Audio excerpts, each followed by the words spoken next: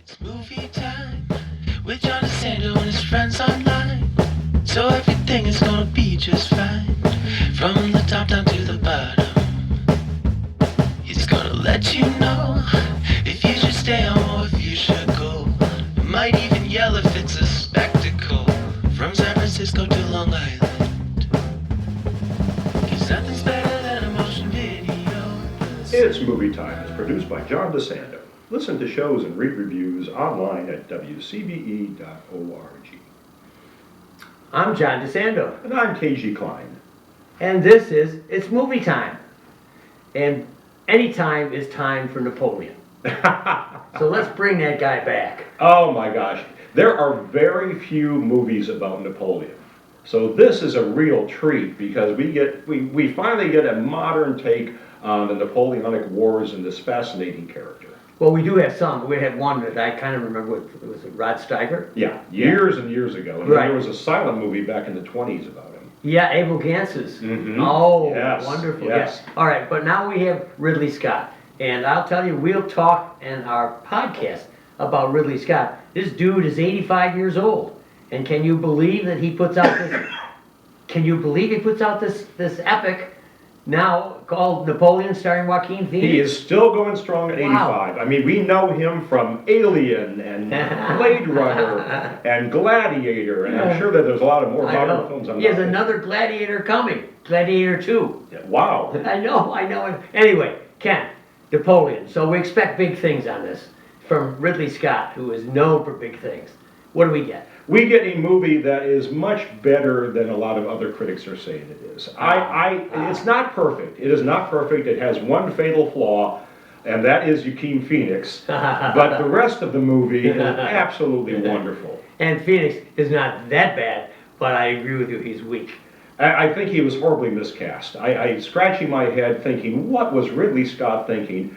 Because the real Napoleon was a charismatic figure, adored by his soldiers. I mean, 3 million French soldiers went to their deaths over 25 years at his will. Yes. And they did it willingly, merrily off to war Yeah. and getting killed. There had to have been something about this guy that made you want to follow him. And I'll tell you, Joaquin Phoenix does not come across as that person. No, and I believe that Ridley Scott toned him down. I think that Phoenix is capable of a much broader and grander interpretation of Napoleon than this. He plays him really low, and I mean, in battle, all he does is raise his hand for the cannons. He's at his best when he's in the battles, not saying anything. And when he's standing there just raising his hand and giving the order. But when he is talking, and especially during the scenes between him and Josephine, Oh boy, you're at the heart of the he problem. is a whining, sniveling crybaby. Oh, it just drove me nuts. I would never have considered casting Joaquin Phoenix as Napoleon in this movie. All right, let's go a little bit to the bright side Yes, before we yes. emphasize this, because you and I are too much on the same line about the casting of Phoenix or the interpretation of Napoleon. But what's the strength of the movie? The strength of the movie is its attention to detail. I mean, it's impossible to deal with the whole 25 years of the Napoleonic Wars in one movie. It was Stanley Kubrick was going to do a movie about Napoleon, and he finally called it quits when his script got to 8 hours long. Mm-hmm. And they'd probably take even more than that to really deal with all of the things. He fought in 61 battles, 16 major conflicts, just amazing person with an amazing history. I'll tell you, that supporting your thesis, that little sequence with his horse is an amazing sequence where his horse gets shot with the cannonball. Oh yes, when he's I attacked think the Battle of Toulon. Yeah, I think that's astonishing. First of all, visually accurate. It looks like a hole right in the horse, who falls, of course, Yeah. immediately. And this guy gets off cool, says something like, "I'm okay." Yeah, and then just keeps running towards. Yeah, now I give Ridley Scott a lot of credit for putting a lot of details in this movie that only a real history buff is going to pick up on. There are things in this movie that he gets exactly right. And they're just such minor details that if you didn't know what was happening, you would miss it. There's the scene when Napoleon is returning from Elba, and he approaches Paris, and he's confronted by the 5th Regiment, which was his regiment at the Battle of Austerlitz. And he manages to just say a couple things, and they turn and join him. They turn on their own general and Yes. join Napoleon again. And that is exactly, word for word, what really happened. Scott nailed it, and so A+ for attention to And detail. what about when he approaches with his army, Russia, and there's nobody there to greet Oh, the him? Battle of Moscow. Yeah. Yeah, that actually happened. I know. You know, there's in the movie of all of the great battles, the movie features only 3 of them. The first is the Battle of Toulon, which is establishing Napoleon as a brigadier general when he takes back from the British this city that had turned to the British. And then the next one is the Battle of Austerlitz, and that is probably the best battle depicted in the film. Crucial battle. It's known to historians as the Battle of the 3 Emperors, because he takes on the King of Prussia and the Russian Tsar, and he defeats them both through some masterful planning. It's still considered one of the most brilliant military strategies of European history.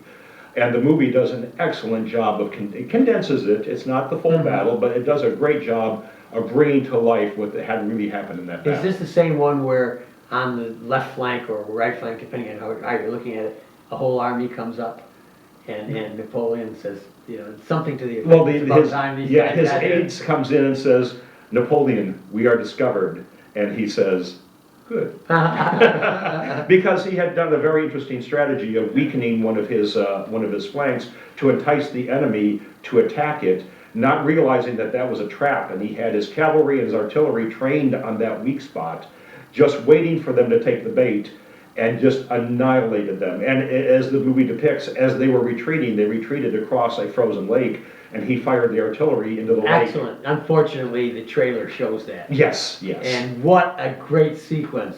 I mean, these Beautiful, hard for beautifully me, filmed. Ken, to believe that they didn't know they were on ice and vulnerable. They were running for their lives, And- and they got out there, and they realized pretty quickly that they were on ice.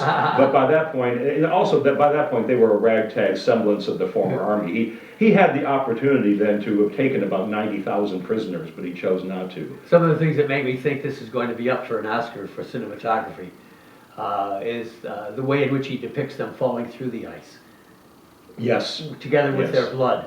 Yeah, It and the horses, and the banners, Yeah. and the standards, yes. Yeah, yes. I thought this was really brilliant and probably felt like just the way it was. Yeah, another Oscar that it better win is Best Costumes. Oh, I can't agree with you more. I was just talking to somebody about the brilliant soldier costumes, particularly the French. My gosh, they're The beautiful. attention to detail is phenomenal. Now, I will say Napoleon's hat is about 4 times larger than it should be. But apart from Recently sold for $2.5 million, one of Napoleon's original hats. He had about 11 or so. I Oh, think. over 25 years, he probably had hundreds. Yeah, well, But, they said, yeah. I'm sorry, that are extant, maybe. That still exists. Yeah. There's a lot of Marie Antoinette's outfits that still exist, because she was having 300 dresses a year made for her. Yeah. But this movie starts out at the start of the Revolution, and the fall of the French king. We see as it opens, we see Marie Antoinette being captured.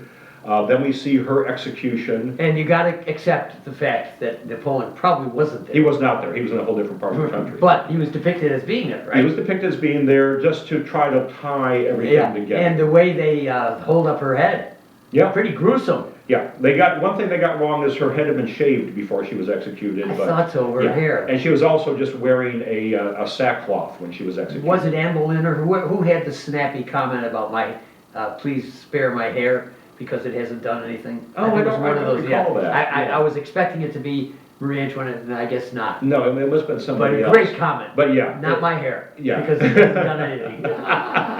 But yes, it does a very nice job. Now, the film encompasses a 25-year span in 2.5 hours, so it has to take a lot of liberties with chronology. We're jumping sometimes 5 years between scenes, but they do a nice job of trying to find a connection between the scenes to give the film a framework. And the film does focus on Napoleon's relationship with Josephine. And you know something? Let's save that for our podcast. Okay. Kind of a Yeah. teaser for our podcast. Now, this is, it's movie time, but we're talking, you have to go to WCBE, the podcast experience, Back Talk, to catch what Ken and me now and then, is going to say about Josephine and Napoleon. But right now, Ken, we've got people wanting to know, should we see this film or not? What's your advice? I would see it, yes. I would definitely see it. If you're at all interested in history, if you like period dramas, Yes. and if you're a Ridley Scott fan, go see it. Yes, you're Go right. see it. Just be prepared. You're probably not going to like Joaquin Phoenix Yeah. as Napoleon, but when the battles are raging, that's quickly forgotten. It's movie time with John DeSando and his friends online. So everything is gonna be just fine. From the top down to the bottom, he's gonna let you know